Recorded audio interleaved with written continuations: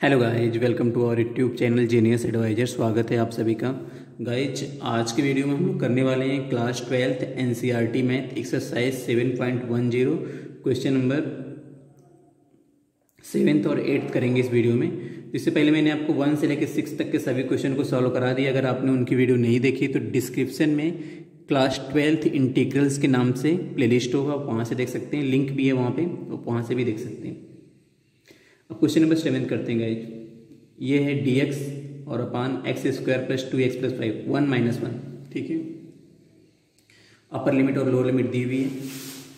तो यहाँ पे अब इसको करते हैं। देखिए, सबसे पहले इसको हमें परफेक्ट स्क्वायर में चेंज करना है, और परफेक्ट स्क्वायर में चेंज करने का जो तरीका होता है वो क्या है कि अगर हम इसको परफेक्ट स्क्वायर में चेंज करें तो जो x का कोफिशिएंट होता है उसको हाफ करना पड़ता है और उसके स्क्वायर को प्लस और माइनस करना पड़ता है। तो x का कोफिशिएंट 2 है, 2 को हाफ किया, हाफ करने का मतलब है 2 से भाग देना, 2 से भाग दिया मतलब डिवीजन किया तो 1 आया। और 1 के स्क्वायर को 1 का स्क्वायर करें तो 1 ही आएगा। अब 1 को प्लस और माइनस करना है, समझ गए ना आप?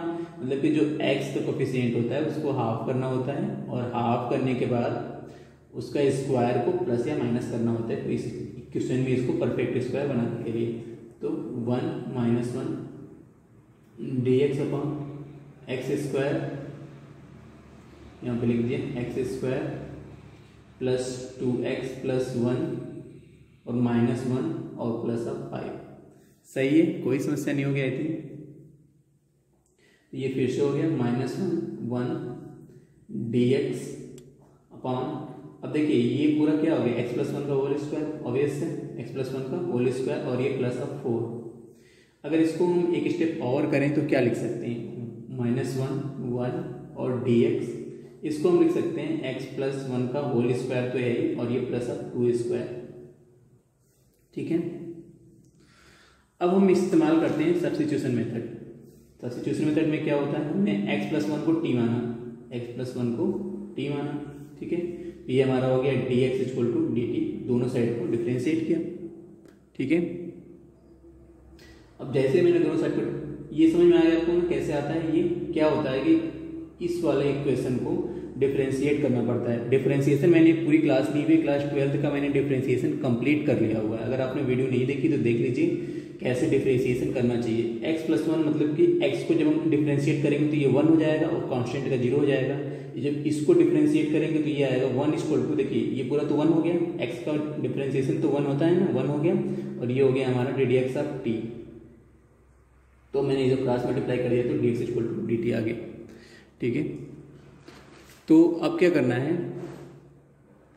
सिंपली आपको dx की जगह पे dt रखना है और x प्लस 1 की जगह पे t रखना है, और लिमिट भी चेंज हो गई अब तो, क्योंकि x प्लस 1 को हमने t माना हुआ है। तो जब x माइनस 1 था तो t की वैल्यू क्या होगी, तो आप देख लो, जब x माइनस 1 था तो यहाँ माइनस 1 रख दो, प्लस 1 और इक्वल टू t, और t यहाँ से 0 आ गया। दिस मीन्स कि जब x माइनस 1 था तो t हमारा 0 आया। और जब x की वैल्यू कुछ और रखते हैं, जैसे मान लीजिए कि मैंने x की वैल्यू क्या रखी, x की वैल्यू मैंने 1 रखी, तो 1 प्लस 1 t इक्वल टू 2 आ गया। तो हमारी लिमिट मिल गया। यहाँ से क्या है लिमिट, जो लोअर लिमिट है वहाँ पे 0 और जो अपर लिमिट है वहाँ पे 2, तो 0 टू t। ठीक है, 0 टू t। अब यहाँ पे dx की जगह पे dt लिखना है, ये इसके यहाँ पे t स्क्वायर प्लस 2 स्क्वायर। ठीक है, आपने एक फार्मूला पढ़ा होगा पिछली क्लासेज में, क्या है फार्मूला वो, 1 by A square plus x square का डिफ्रेंशिएशन क्या होता है, 1 बाई ए और tan इनवर्स x बाई ए, यही तो होता है। ठीक है, तो अब यहाँ पे फार्मूला लिख दीजिए आप, तो 1 बाई ए मतलब 1 बाई 2 लिख दिया, 1 बाई 2, और tan इनवर्स तो tan इनवर्स लगा दिया, x बाई एक्स की जगह में यहाँ पे t है तो t, और a की जगह पे 2 है तो 2, और लिमिट भी लगा दिया यहाँ पे 0 टू 2। कोई समस्या नहीं है। 1 बाई 2 tan इनवर्स तो tan इनवर्स रहेगा ही, लिमिट रखेंगे तो यहाँ पे t बाई 2 मतलब 2 बाई 2, और 2 बाई 2 1 हो गया, तो ये 1 हो गया, और यहाँ पे tan इनवर्स 0 हो गया। ठीक है, अब ये हो गया 1 बाई 2, tan इनवर्स 1 क्या होता है, पाई बाई 4 होता है, क्योंकि 45 की वैल्यू क्या होती है 1 होती है, तो पाई बाई 4 हो गया और ये तो 0 हो ही गया। अब इसको अगर हम मल्टीप्लाई करें तो ये हो जाएगा पाई बाई 8। तो pi by 8 is the right answer for this question guys. Pi by 8 is the right answer for this question. Question number आपका 7th कंप्लीट हुआ। अब 8th करते हैं। 8th भी इसी वीडियो में कर लेते हैं, क्योंकि ये वीडियो लेंदी नहीं हुआ है। पिछला वीडियो जो लेंदी हो गया तो इस वजह से मैंने उसमें नहीं कराया था। जो 8th क्वेश्चन है आपका वो है इस तरह से कि 1/2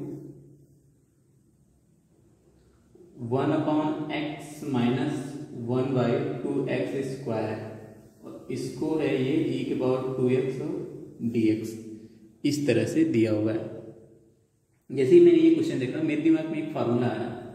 वो फार्मूला क्या है कि e⁻x fx और प्लस f'(x) अगर कोई फंक्शन इस फॉर्म में हो तो इसका डायरेक्ट इंटीग्रेशन होता है e⁻x fx प्लस c।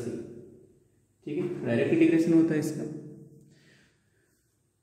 और मुझे इस वाले को इस फॉर्म में चेंज करना है, तो मैंने यहाँ पे e के जो 2x है उसको मैंने t मान लिया। अब डिफरेंशिएट किया तो क्या हो गया 2dx = dt, मतलब कि dx की बात करें तो हो गया dt/2। ठीक है, dt/2 हुआ हमारा dx। अब हम सब जगह वैल्यू रखेंगे और लिमिट भी चेंज करेंगे, क्योंकि हमने 2x को t माना हुआ है तो हम लिमिट चेंज करेंगे। तो जब x 1 था तो t की वैल्यू कितनी आई?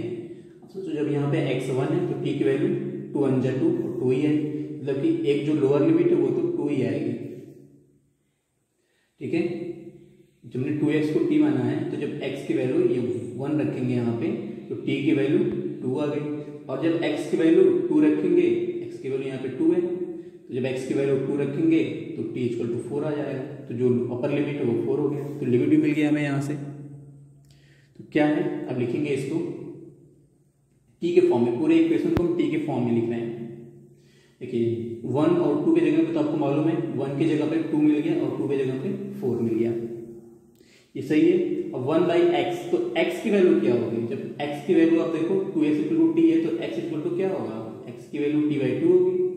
तो जहां x है वहां पे t/2 लिख दिए, तो लिख दो आप t/2 1/x की जगह पे t/2 लिख दिए, फिर माइनस 1/2x², तो 1/2 और x², x की जगह पे क्या लिखेंगे t/2, तो स्क्वायर है तो t²/4 लिख दिया इसको। ठीक है, कोई समस्या नहीं होगी। और e⁻2x से बाहर तो e⁻t और dt लिख दिया। dt नहीं लिख सकते dx को, क्योंकि हम यहाँ पे मैंने आपको ये दिखाया है कि dx = क्या होगा dt/2, तो dt/2 लिख दिया। अब 1/2 को बाहर लेते हैं, तो ले लिया 1/2 को बाहर। ठीक है, 2 to 4 है, 2 to 4, ये 2 ऊपर जाएगा तो ये हो जाएगा 2/t, और ये हो गया, ये 2 से 2 कट जाएगा तो सिर्फ 2/t² हो गया ये। ठीक है, और et और ये dt, ये लाइन पूरा आपको आ गया होगा समझ में। ये लिमिट का 2 है और ये अपान में 2 है। मैंने इससे 2 बार कॉमन लिया तो ये हो गया 2 और 4 तो पहले से था ही। जैसे ही मैंने कॉमन लिया 2, ये 1/2 तो पहले से था, अब इसका मैंने 2 कॉमन लिया तो इंटू 2 हो गया, और ये हो गया 1/t और माइनस 1/t² और e⁻t dt। ठीक है गाइज, 2 से हट गया। अब ये हो गया हमारा 2 to 4 e⁻t 1/t और माइनस 1/t² dt। तो अगर आपने डिफ्रेंसिएशन बहुत अच्छे से पढ़ा होगा तो आपको ध्यान होगा कि 1/2 का इंटीग्रेशन -1/2 का डिफ्रेंसिएशन -1/t² ही होता है। तो हमारा यहाँ ये वाला फार्मूला यहाँ पे काम कर जाएगा। जो फार्मूला क्या था? फार्मूला था कि e⁻x और fx और प्लस f'(x) हो तो इसका डायरेक्ट इंटीग्रेशन होता है कि e⁻x fx, इसका डायरेक्ट इंटीग्रेशन होता है। तो दिस मीन्स कि ये इस फार्मूले में बिल्कुल फिट बैठ रहा है। तो हम लिखते हैं इसका इंटीग्रेशन e⁻t और 1/t, fx तो 1/t है तो t, और लिमिट लगा दें यहाँ पे, ये हो जाएगा 2 to 4। अब आप लिमिट की वैल्यू रख दो, बस आंसर आ जाएगा e⁻4/4 minus e⁻2/2 that is the right answer for this question. Question number आपका 8th कंप्लीट हुआ है। ठीक है गाइज, तो उम्मीद करता हूँ इस वीडियो में आपको बहुत अच्छे से समझा पाया। अगर ये वीडियो अच्छा लगा हो तो गाइज प्लेलिस्ट में और भी वीडियो वो भी देख सकते हैं आप। इसके अलावा अगर आप मुझे सपोर्ट करना चाहते हैं तो सपोर्ट करने के लिए आपको छोटा सा काम करना है गाइज, सिर्फ आपको चैनल को सब्सक्राइब करना है और बेल आइकन जरूर प्रेस कर लें ताकि आपको लेटेस्ट अपडेट हमेशा मिलता रहे। Thank you for watching video, thank you very much.